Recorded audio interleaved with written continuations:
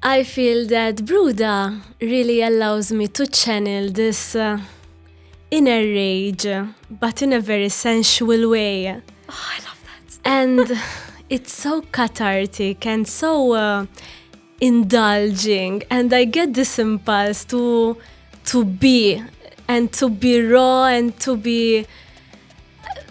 There's this essence comes out from very deep within that allows me to explore, be bold with no fucking inhibitions. I love it.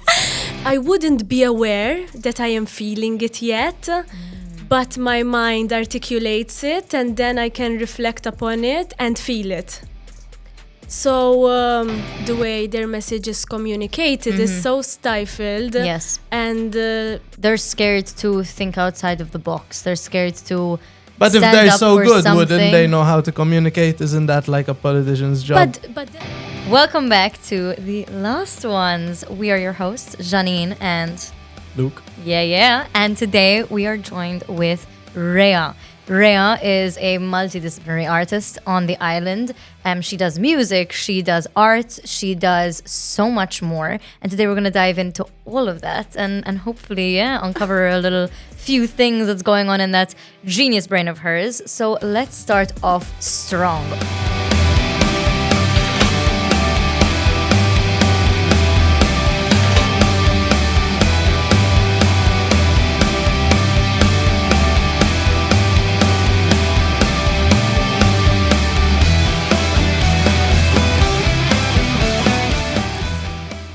Let's start off strong with Rhea's current project, and I think one of the most exciting projects that you're currently doing, Bruda. yes.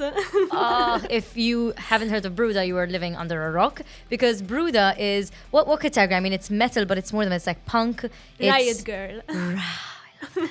Riot Girl. So this is a Riot Girl band, an all-female band, and you guys have been making a lot of noise in the community, especially within the scene that you're in. That's very male-dominated, but that's something we're going to get into. But let's start with the journey of Bruda. How did Bruda start, and where did Rhea come into Bruda?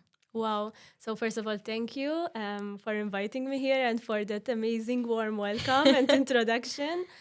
So, Bruda, I was interviewed by Catherine Morrison, who is the guitarist. She was doing her bachelor's in media, and she wanted to interview me as an artist. And after a very wholesome conversation, we stayed in touch. And at first, it was a duo, both of us. And then later on, Nina Musumeci joined us, and then we became a trio.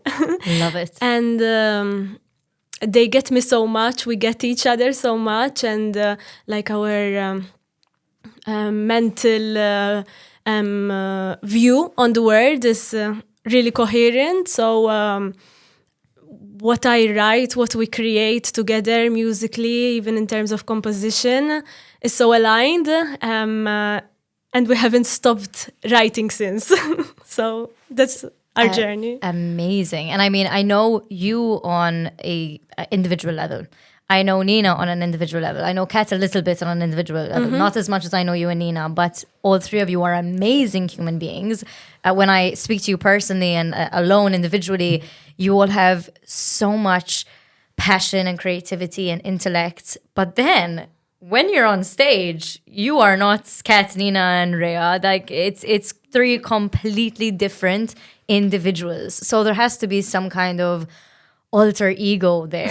Like, what happens to you when you step on that stage? How did this new form of being as an artist, because you've been in other bands as well, which we will get into. You've been part of a lot of different musical projects. And I've always seen, you still as Rhea on that stage. But with Bruda, there's something different. I don't know what it is, but you turn into a whole different individual. The energy. I feel that Bruda really allows me to channel this inner rage, but in a very sensual way. Oh, I love that. And it's so cathartic and so indulging. And I get this impulse to be and to be raw and to be. there's this essence comes out from very deep within that allows me to explore, be bold with no fucking inhibitions. I love it. So I allow myself to indulge. Yeah. Wow. Amazing. But it's also a kind of surrendering, surrendering expectations, surrendering societal expectations, I guess. And What a woman is supposed to be on a stage. yeah, and in life as well, even with the costumes, with the attitude, I allow myself to be. And what surfaces in that moment allows me to process myself in my day-to-day, schedules and life and all its, what it demands from me. And at that moment, it's, I show up, I perform, and allow it to also transform me in a way, because during the set, it's really, wouldn't say magical, like I would more use the word like this energy, like this really pure energy that allows me to surrender but also give. In the thing of it being like surrender, you think it's like channeling like some source beyond or some infinite? Well, because it's like surrender kind of implies like it's not only the self.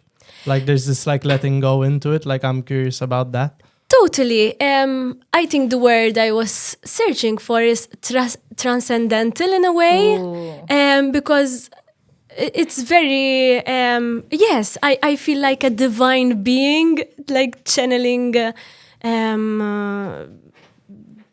these moments of wisdom that come to me when I'm writing my lyrics, and I harness that.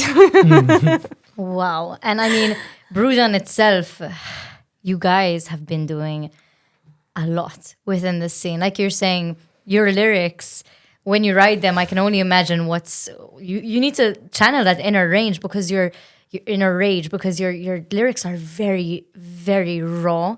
They're very harsh and they're very in your face. And I think that's one of the biggest things that I love about Bruda, because you guys don't hold back. A lot of these lyrics, a lot of the songs nowadays, there's double meanings. They're talking about something, they're talking about something else. That there's like a hidden meaning. You guys have no hidden meaning. That doesn't exist in the world of Bruda. You guys say it as it is, the way that you want to say it. Have you gotten any backlash because of that, or has it been hard to be able to, uncensor yourselves? Because as women, we are trained to censor ourselves, especially in the media, to really go for it and say, you know what, if I'm going to want to speak about my pussy today, I'm going to speak about my I don't care, like, how has that journey been? Yeah, but it's true, man, No, but I don't think I'm talking about my penis. It would be a bit strange. Dude, there are so many bands out there. No, but I think... the bands do what they want. I'm giving my opinion too. Fair. But anyway, so... But with REA, I want to see where this goes, because it is a very, very complex thing, I feel like, to be out in the scene, especially in such a... I wouldn't say conservative scene. The scene is very progressive, but a conservative country in itself. And at the end of the day, your scene is within this country. How has that experience been with the lyrics you write and the music that you give? For me, I feel it was beautiful, because I see it as a way to push myself out of the comfort zone. And what mostly, like the most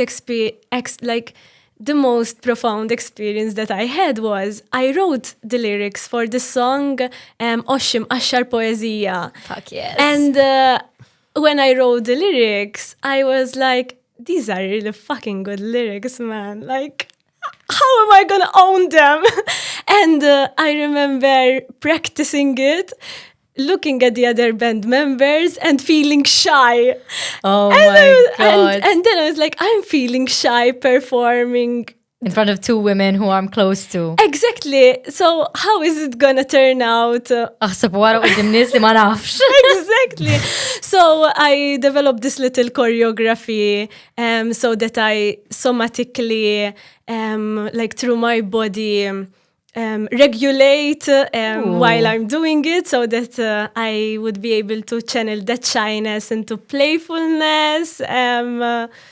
Yeah, and this alter ego really helps to Definitely. shed these inhibitions. But I don't really like, our audience seeks us because of who we are. So when it comes to backlash, I'm like, where is it coming from? Because I feel it says more about the person than Yep. of course, my content says a lot about me because it's my work and it's an extension of me, and I try to own it as much as possible. Then if somebody comes across with some kind of negative comments, I try to understand their intention of why they're doing it, because if their intention is good, I'm open for having a conversation and constructively discuss. Definitely. But then if their intentions are not good, I'm not gonna engage, because I really that. believe in Yeah. what I'm creating, and it's mostly to process myself, and why should I don't feel that I should seek assurance. Like, I do it, I enjoy it.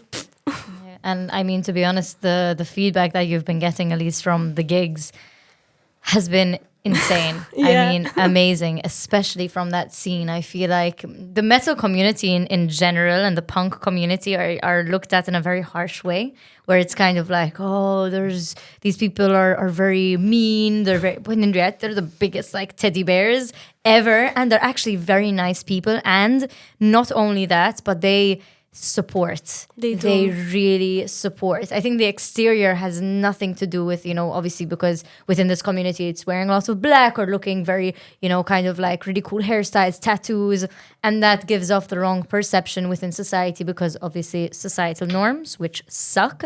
But then when you really go into that community and you really go into that scene, you realize how supportive it really is. And have you found that same support within other projects? Can you take us down the other projects that led to Bruda, like artistically, when it comes to music? So prior to Bruda, when it comes to my music, I was mainly doing hip hop and folk. So I feel that one of the reasons that I do it, I primarily write because I cannot not write. Like, otherwise I get depressed, and It's your form of therapy. it is a form, yes, totally, to process my emotions, and I understand myself, understand what's important for me, and if I'm gonna write it, it means that You're feeling it. I'm feeling it, or I wouldn't be aware that I am feeling it yet, but my mind articulates it, and then I can reflect upon it and feel it. So when it comes to hip hop, it started as a form of activism without even knowing what the word activism means. But I felt indignated about an application for development on Il Munxar, Marsa Scala, which was a space which was really close to my heart and important for me growing up. And I channeled this anger into a poem, and then I wanted to reach a wider audience with the poem. So I transformed it into my first hip hop song, rap, and I recorded it with my old laptop camera, like while I was at school. And this like actually made a difference, right? So like there were plans to build here, and like this plus other protests, like it was cancelled. And I think we should mention, because it's quite impressive, no, as an impact from the song.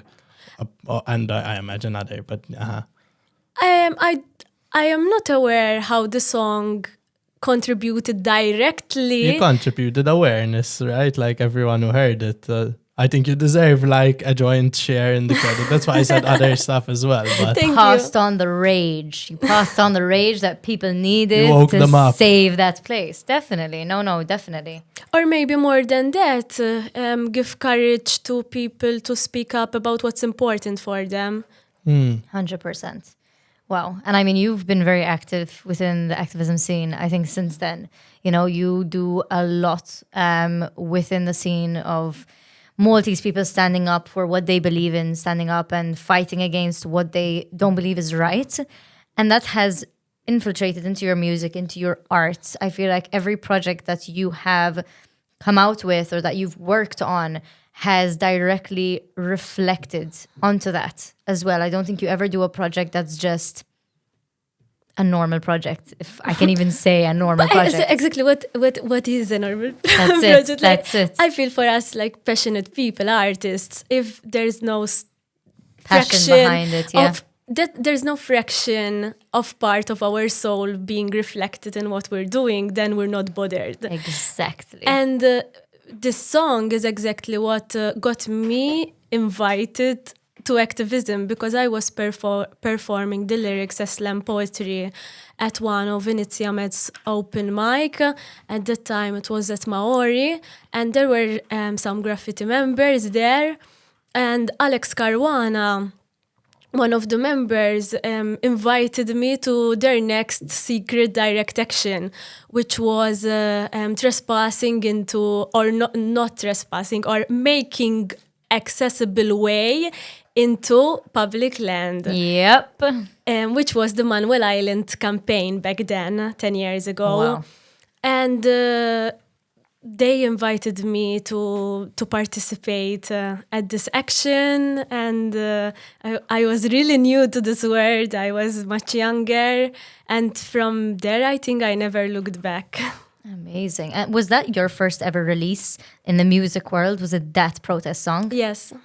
Wow. And I wouldn't consider it as a release. It was Someone speaking their mind online. exactly, and me opening this laptop and pressing record and doing it, and then Funky Monkey approached me. That's how our relationship started. And Because you and Funky work very close together on a lot of projects as well. We really do. And he contacted me and told me, let's record it, let's do it legit.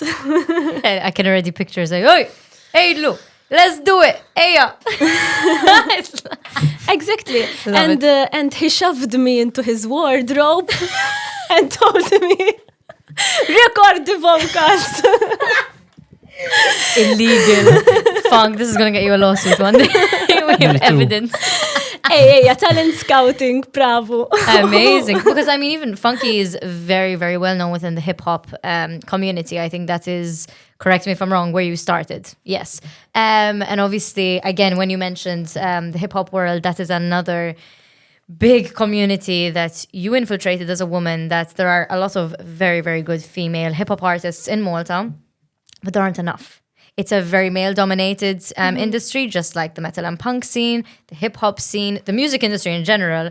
But within these two specific scenes, they are very male-dominated. So coming out as a woman into these scenes, one as a hip-hop artist who, again, also infiltrated that activism within her hip-hop. It wasn't just like we have a lot of artists still speaking and writing very good lyrics and very deep lyrics. But then you also have the other flip side of it where they're, you know, just talking about the more materialistic things, you know, like money or whatever, which is still very valid and still a form of expression.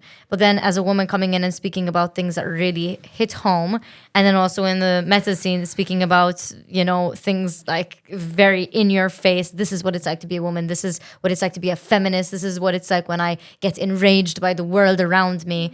It must have been a big experience being obviously put into such a Traumatizing environment. Like for me, I think that the hip hop scene was a toxic, traumatizing environment. Oh, wow. Maybe also I was a bit naive. Okay. And I allowed myself to, let's call it, play the game and make myself available to spend time with the culture and get to know its people and collaborate. But looking back, it really changed me and it made me suppress certain experiences because of what I've went through around this community that allowed me to learn how to reconnect with my femininity and my desires in a healthy way. Wow. So I feel that it was a natural progression for me to move from the hip-hop scene to the punk scene, even through different collaborations, which I felt that were more fruitful eventually for my growth as a person in my personal life. I still cherish the collaboration. I feel that hard times, make people resilient and allow them to learn about themselves and how they deal with things. For me, music was always present throughout this journey to help me process and realize certain things. But at a certain point, I was like, there's so much toxic masculinity that is stifling an expression which can be deemed maybe as a competition, that it wasn't the kind of environment where I felt that I could flourish. Yeah. So I slowly learned how to navigate it better. Wow. That's very interesting. Definitely the answer I thought that you would. Wow. But that's amazing. And like you said, I feel like those hard times shaped you into the artist that you are today. Everybody has their roots. Everybody has where they came from, and why they moved on from certain scenes is always a part of that journey. That is beautiful. But not only are you an artist who has experimented in a lot of these different genres and a lot of these different scenes, you are also, like we said at the beginning, multidisciplinary, right? You do a lot. You're also a curator for art exhibitions and for artists. You work very closely with artists. You also do some art yourself. You do a lot of different things. Can you take us down the projects that you have embarked on that have been aside from music into the art world? Totally. So I found myself surrounded with a lot of ideas by people who are very intelligent and intriguing, and I just wanted to make it happen for them.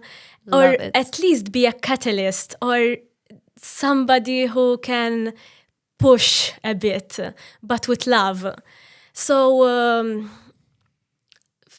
I always felt that I am able to connect the dots and see the bigger picture.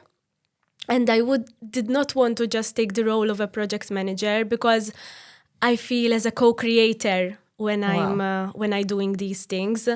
So then I learned about the role of the curator when Women's Rights Foundation approached me and told me, you're surrounded by a lot of artists. We want to do this show. Can you do it? And I was like, wait, so you want me to be an independent curator? And they were like, do what you need to do, Tipo. Just do it. We want to make a show about rape culture. Wow. This is the budget. You're very well articulate. You work really grassroots. You have a vision. You know how to connect with artists, and we want to trust you with a framework. And I was like, okay, let me work on it. And I worked together with a visual artist, Emma, to develop further the conceptual framework. And that was the first group show that I've curated. And from there, I didn't look back, because this role of an independent curator gave me so much agency and freedom and power to choose the right, or at least what felt for me the best way to put a lens on a situation that can be beholded in a way that can be understood. So this notion of meaning making about a complex thing with art. Wow. That's amazing. So And thank yeah. you. So from then, I was like, okay, I love being this catalyst for artists and going from idea to execution to implementation, and then eventually to create an experience, and for people to behold it and maybe be moved by it, or just witnessing or appreciating. And I love to care for people and to nourish them. I love to care for art. So this role of a curator, I feel that it's a very authentic thing that I enjoy doing. Where has it taken you? What's the most interesting place you went looking for something, like while curating? People's brain, artist brains, trying to understand what's in there. That's the most interesting place, I think. And is it like they're psychic? Oh. Is it just, why do you need to? Is it like to get the theme? Are you trying to like make sure that somehow like they're working from a similar inspiration, or like how come? Because I would imagine you're mainly just looking at the work. So like, why the like looking into their mind? Not at all.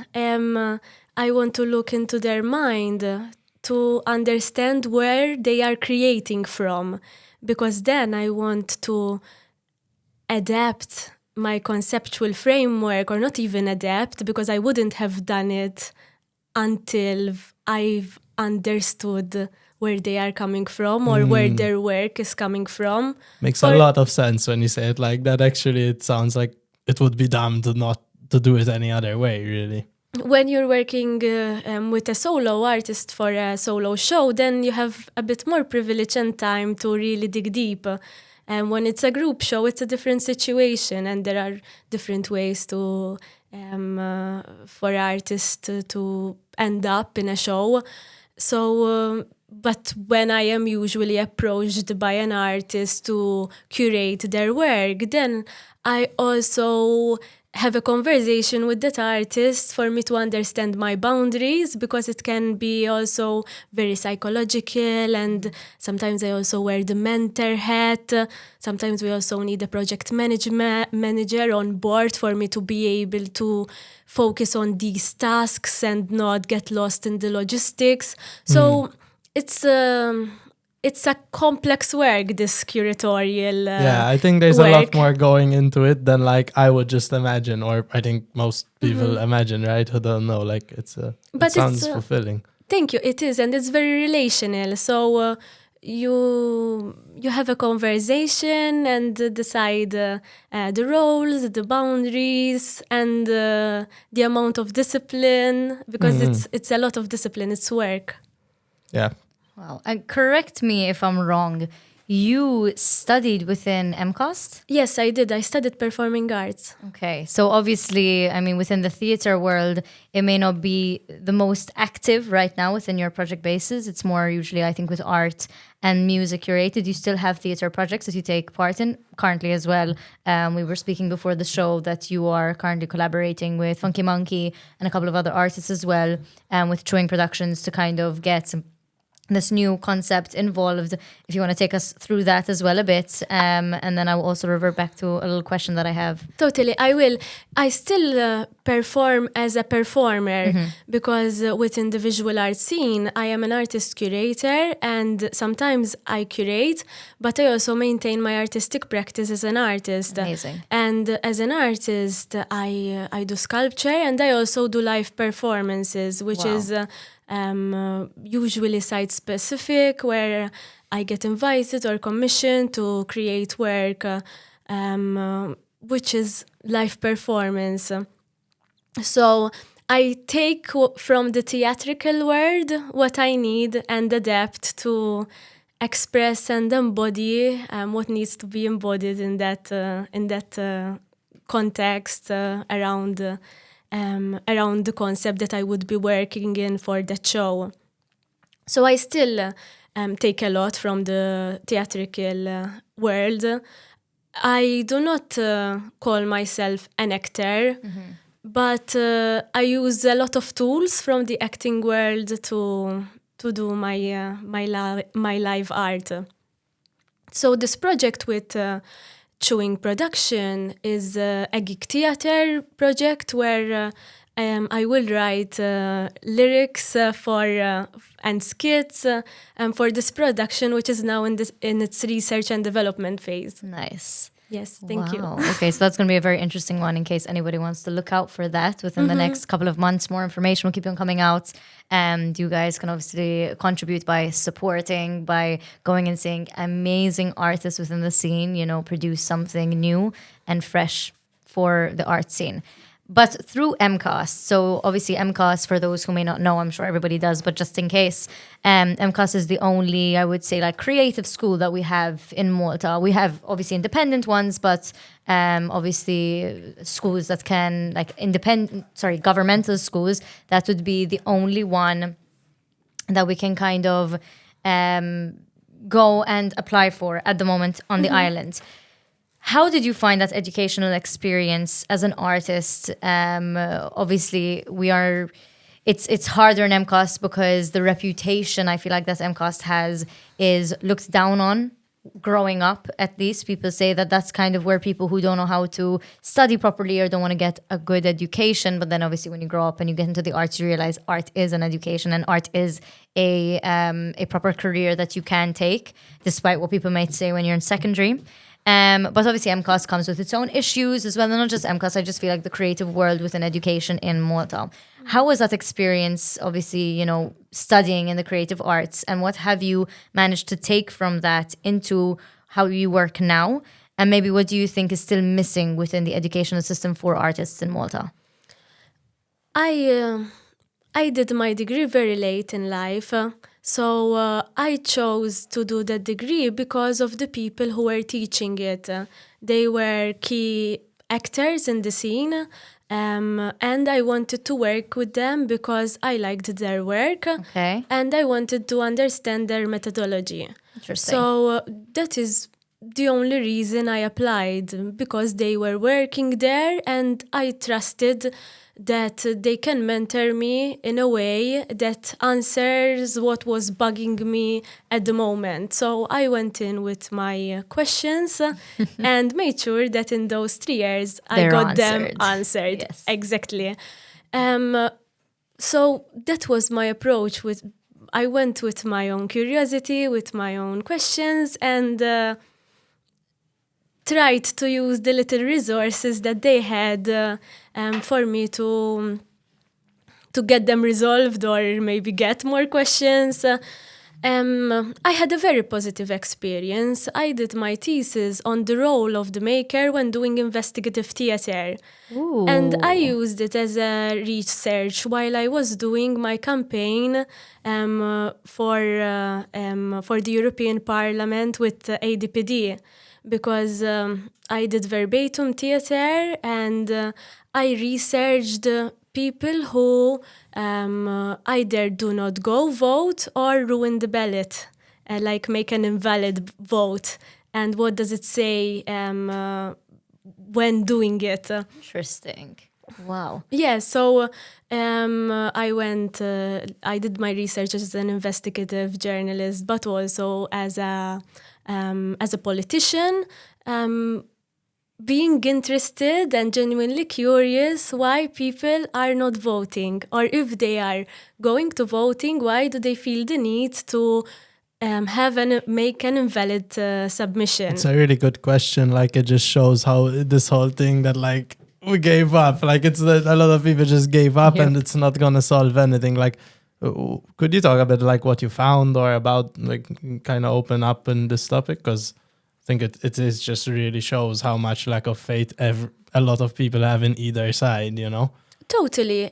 Now it's been some time, so excuse me if it's a bit patchy, but the research led to 3 different characters.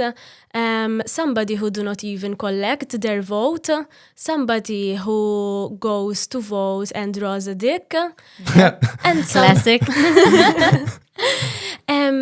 and somebody who goes to vote and just so the first one was do not collect the vote, goes to vote and draws a dick. Empty vote, I guess. No. And the third one was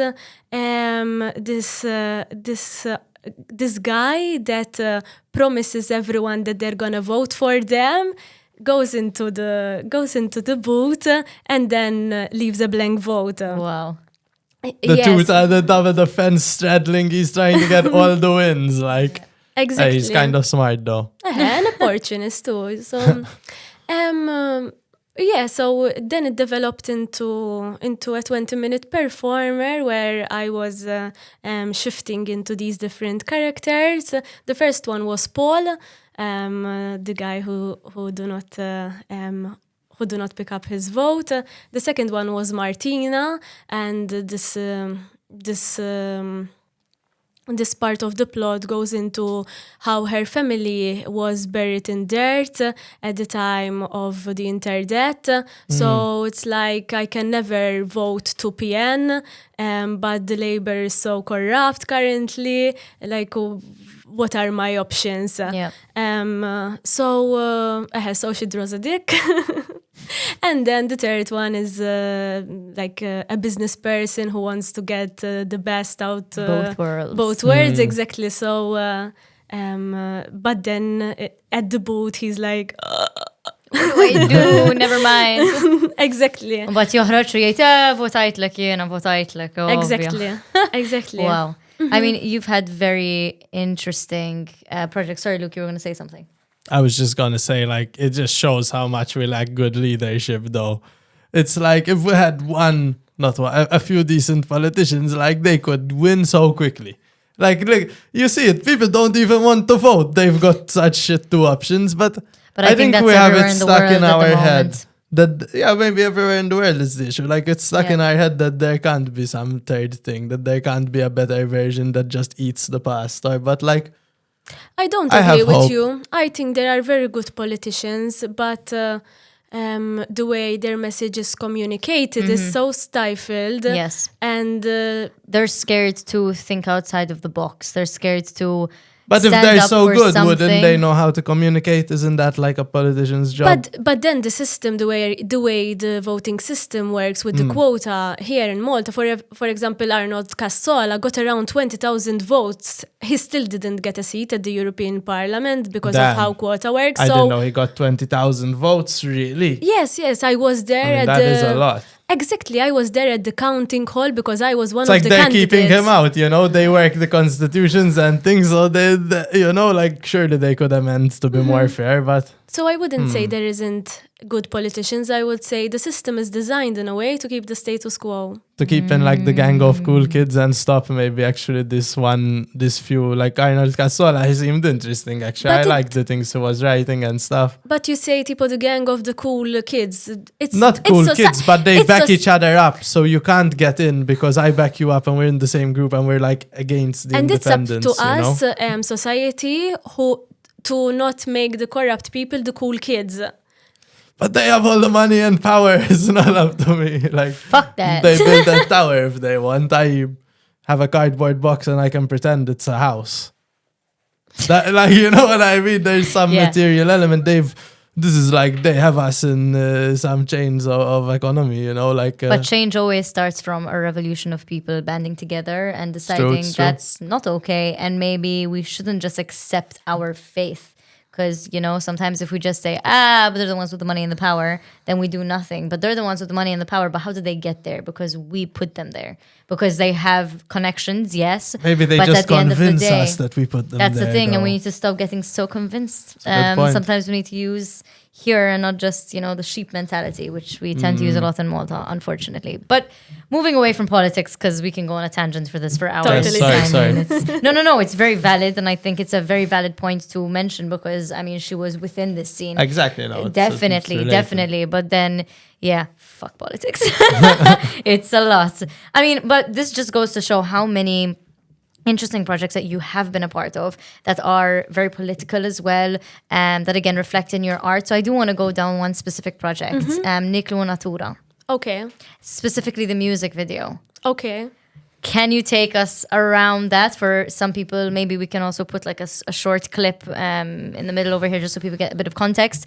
But yeah, can you take us around where that concept came to be, how you decided to film that music video, and yeah, just the entire project itself? Totally. So Niklud Natura was a song that I wrote when this notion of out of development zone was being challenged, and there was another application with the planning authority to build on an out of development zone, and I was so conflicted on why are we even attempting to destroy the very few open spaces and lungs that this country has that sustain us. So yeah, I was like, why? Trying to understand the reasoning behind it. Exactly. Greed. But for me, growing up, maybe this a little delusionality and naive element was I couldn't justify the money and the greed compared to the public benefit that this land has, even if it is privately owned. We need to breathe. I'm sorry. Or not even sorry. Of course, we need to breathe. Yeah, we need so you make a very open spaces, agreeable- and I want to enjoy them. I feel that I deserve to enjoy open spaces around me. And and the song was written, and we worked on its music video. And it was a very beautiful journey because we got to go on different locations, discover different sites where we were shooting. It was something that just channeled even more into this is why we're doing it. You know, this is why we need to write music like this to preserve places like this. No, I think it was a very strong message. I think it was one of the strongest messages that you've portrayed within your music. What about Roulette? Ara, because you said preserve, I'm okay with progress, but intentional public benefit progress. Like, don't give me bullshit like agrotourism, development. Okay, but like Manuel Island turning into a green space, which just means hotels and spaces for rich people and not actually being developed into a public space that's on public land. How accessible will it be? Yeah. How accessible? Yeah, exactly. As you said, roulette. Yeah, so The little side glance of like, yes, I look at Funky because bonker. because that was an impulse. I went knocking on his mother's door. Funk għawek jgħat. Eżatt. He opened the door and I told him we should have published this song yesterday. Funk, hi. Ma nix zmin biex naħlu. And he told me which song. I told him the one we're gonna write now. I love it. You knew exactly what you wanted. You were like, that's sick. Exactly. And I told him, you're not gonna get up from the chair until you give me a good chorus. As you should. And he delivered. Yes. And he did deliver. Wow. So while he was doing the production, I was writing the lyrics. Nice. In his very cramped bedroom. I remember. I was writing the lyrics on your bed. Oh. Sweet memories. Look how far Funk's come now. Wow. I love it. Beautiful. Thank you for trusting me. That's amazing. And we did it in 2 hours. It was like... That's crazy. Wow. So how did that inspiration just spark? Was it something that you just got out of bed and you were like, I need to write this song now? Like, this is happening now? Or was it something that was gradual where you've been thinking about it, you've been sitting on it, and then you're like, you know what?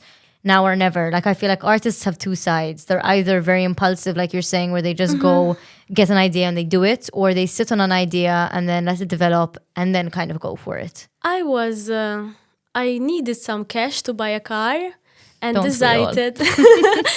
decided to work in the gaming industry. And I needed the cash. Yes. Jeanine. No, trust me. We've all been there. I've been through the gaming industry. It's a great industry and amazing, and it's given Malta a lot as well. But obviously, as an artist and a creative, it's not the easiest industry to work in. But And it allow- exploits many people very much, with their gambling addictions. It's like, Well- yeah, I'm a drug dealer. It's perfectly morally fine. The same goes. I mean, this is not a Well- popular. If you say the truth, people will hate you. Sorry, I just needed to interject. True. No, fair. Everybody is obliged to those opinions, definitely. And I was a game operator. I used to do roulette, and while flicking the ball, I was constructing these lyrics, and Amazing. every time the ball fell on number 17, I made sure to. The winning number for this round is number 17. 17 is black, low, and odd. Because the company Hell was yeah. 17 black, right? Because I didn't know. I had to ask for the explanation before. Like Okay. these two corrupt politicians, I'm for the people at home, and they're running 17 black. Like, can you explain? You'll explain better. Can you explain to someone who doesn't know a bit what went on with all this 17 Being black me, I and have those no two idea. guys? You see what I mean? Yeah. I can't even explain really. I noticed once I tried to say it. So I think people are capable enough to go on Google and Research write it. ahead, Okay. because I Libel. feel it's still yeah. Something that's emerging, Yeah, that's and fair. yeah. Like Definitely. go get your Yo, facts. This is why podcasts like these, I feel like, are important, because certain topics emerge from different regions and from different thoughts that just span through sitting on a table and speaking very honestly and openly, that then people can further research and further understand. Like even me, I mean, I'm going to go and research this afterwards, because I've cut myself off very much from politics and gaming industry. I've been in both, and I kind of now focusing on that creative thing, but that doesn't mean that we shouldn't stay informed with what's happening in the world around us. And I feel like conversations like this is very important for people to really be like, to spark that curiosity, to be like, that's interesting. I'm going to go research a bit more about that. It's like artists that maybe if you're watching a podcast and you don't know who the artist here sitting here is, you're going to research, you're going to find their music, you're going to find their story. So it's amazing. And sometimes have passed, and I don't want to utter something Of which is not course. factual. So I prefer if people do their own research and we get to discuss after. And I'm happy to tell you my point of view of. Hell yes. But through that, Roulette came to be. And Roulette, again, is a song that you just feel the energy through that song. You feel the anger, the passion, and just that feeling of, you know what? Someone has to say it, so I will. Yes, you know? and it was right after the murder of Daphne Caruana Galizia. Wow. And basically, 17 Black was a company that Jürgen Fenech owned. And when I was working at this gaming place, every time the ball fell on number 17, I couldn't make peace with myself of how a journalist was murdered, and You were like his conscience. it left me. It left me at a very dark place that I did not know how I can act about it. Somehow I felt it was my responsibility. Yeah, I feel like to everybody did in that moment. to mobilize, and all I could do is write a song. Wow. So then I left this gaming job because it was so soul draining for me. I saved up the money, I bought the car, and the day before my like the first 6 months, the probation was ending, I was like, Ciao. Ain't gonna be seeing me here no more. I mean, it was good money while it lasted. Yes, but definitely. like good clean money, and yeah. So Funky help. Funk me up. Funk me. Funky. That's your new track. That's sick. Into funk. After this, you're gonna go in the studio. You're gonna write "Funk Me Up." Ba-bam, bam. Yes. From metal to funk. REA. Disappointed. So the sentence was gonna be funky helped me, and we co-produced the song, and Nice. we worked on a music video, and it was a very fun project, and I have a very good project close to my heart. Amazing. And what about the other streams of music that you've explored? You've explored poetry, you've obviously explored hip hop, you've explored Anna as well, which is obviously, in case you have any foreigners listening, Maltese typical music, like folk music, where it's a lot of, I can't even impersonate Anna because it's such a specific technique, but it's something that I think in Malta people are very proud of, and it's something that's very close to our hearts, and it's not a dying thing, but it's very much the older generation still do it, and I feel like more of the younger generation need to keep passing down that torch so that we keep Anna alive. You've explored a lot of these different things, you've explored writing, poetry, hip-hop, Anna. How has that process been, shifting your mentality to writing to these different things or exploring music through these different things? And do you have different approaches to them? You said, sorry, I zoned out. Love it. I do that all the time. But you said I can't start to Impersonate it. But Anna is an extension of the soul, is something that Wow. makes you articulate something. True. Sounds like, are you up for a challenge? What? Possibly. Possibly. Otherwise we cut it out. Okay. Eja. Oh my God. Ġani, Uh, naffejn toqgħod il-ħanini. Naffejn toqgħod il-ħanini. Naffejn toqgħod il-ħanini. Oh my God. Naffejn toqgħod il-ħanini. That's Anna. Eja Luc. But I'm not gonna be in the same Hey, Luc, register. shala, I need an baby. old man to show me. Eja Luc. Channel your inner Okay, Maltese. but tell me the words. Naffejn toqgħod il-ħanini. I have to do it like them.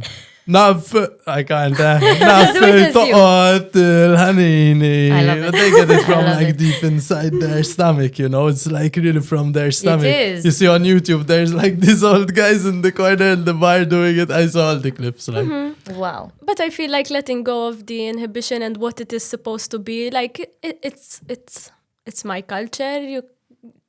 You speak Maltese. You can go and articulate what you want to articulate from the heart using those Amazing. melodies and make it yours. True. There's no. It's kind of your inheritance in a sense, like as well. Like first of all, anyone from anywhere is inheritance. Is all the music in the world is like the inheritance of conscious beings. But even more, it's like we're all on this little island. That's where it originates. You know what I mean?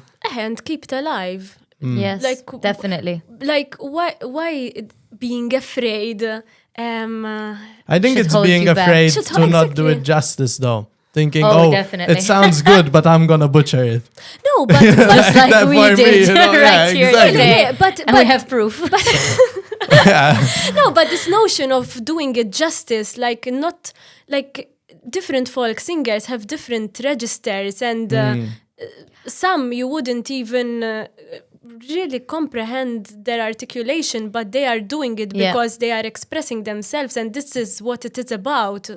Expressing yourself, and I think doing it justice is just keeping it alive, doing it so that other people in the next generation can be like, whoa, that's really actually like that's cool, that's from my culture, you know, like I want to try that rather than just leaving it to the old folks to do it and then it just dies out with them, which is such a sad thing if it happens, you know. And I feel like I love when I see younger generations and kids of these old folks that have been doing it for years, doing it themselves as well. I saw once, I can't remember The where. intergenerational aspect Yes. is really sweet. Just Definitely. There was a like, son and his father doing Anna together because his father was doing it for so many years and he passed down that torch, and it just shows how strong things like Anna can be within our culture, especially as musicians as well, you know, really keeping that roots alive. Because I feel like, especially in Malta, I'm trying to. Did he even realize? Yeah, he did. He didn't realize. In Malta.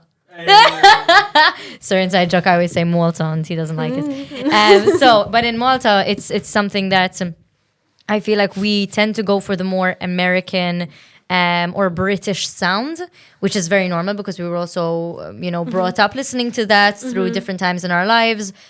But we tend to forget also the roots of our island.